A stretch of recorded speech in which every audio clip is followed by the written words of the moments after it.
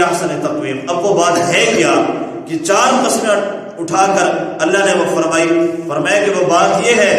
کہ البتہ تحقیق ہم نے انسان کو بہت ہی خوبصورت بنایا، بہت ہی خوبصورت ڈھانچے میں بنایا ہے، اس سے زیادہ خوبصورت شکل ہو نہیں سکتی، اس سے زیادہ خوبصورت ڈھانچہ ہو نہیں سکتا۔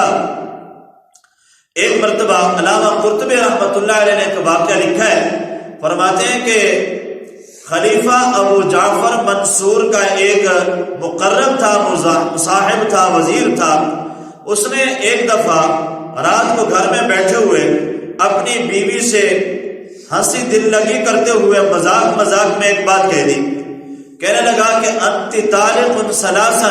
ان لم تکونی احسن من القمر، کہ اگر تو چاند سے زیادہ خوبصورت نہ ہوئی تو تجھے 3 طلاقیں ہیں۔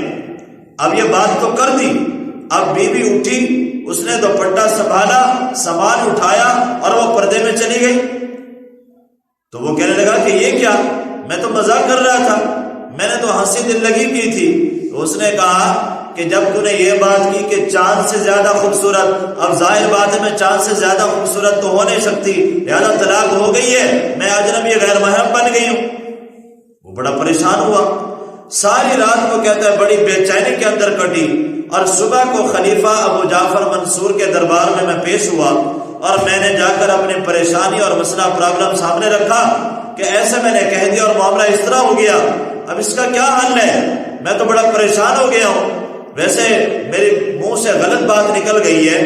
کیونکہ حدیث مبارکہ میں یہ ہے ثلاث جدہن جد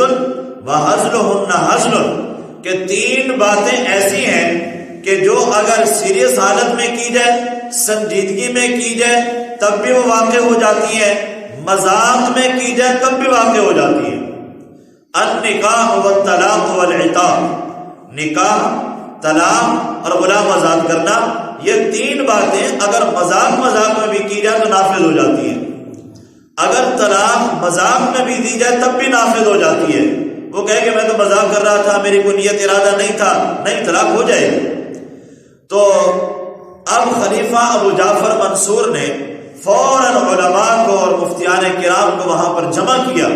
اور ان کے سامنے مسئلہ پیش کیا، تو تمام علماء نے یہ فتویٰ دیا کہ طلاق ہو چکی ہے، جو اس نے بات کی ہے اس کی روشنی میں اس کو 3 طلاقیں مغلظہ ہو چکی ہے، اب دوبارہ اس سے نکاح بھی نہیں ہو سکتا۔ بڑے پریشان، لیکن ان علماء کے مجمع میں ایک امام اعظم ابو حنیفہ رحمۃ اللہ علیہ کے شاگرد بیٹھے تھے، بعض علماء فرماتے ہیں وہ امام ابو یوسف رحمۃ اللہ علیہ تھے، تو انہوں نے انگلی کھڑی کی اور فرمایا کہ طلاق نہیں ہوئی۔ سارے تعجب سے دیکھنے لگ گئے کہ یہ کیسے کہہ رہے ہیں طلاق نہیں ہوئی، جب اس نے یہ بات کی چاند سے زیادہ خوبصورت تو انسان نہیں ہو سکتا، چاند بہت خوبصورت ہے۔ تو سب اس کو تعجب سے نگاہوں سے دیکھنے لگے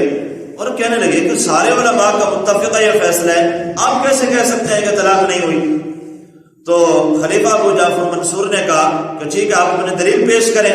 تو امام ابو یوسف رحمۃ اللہ علیہ کھڑے ہوئے اور انہوں نے قرآن مجید کی یہی آیات تلاوت کی،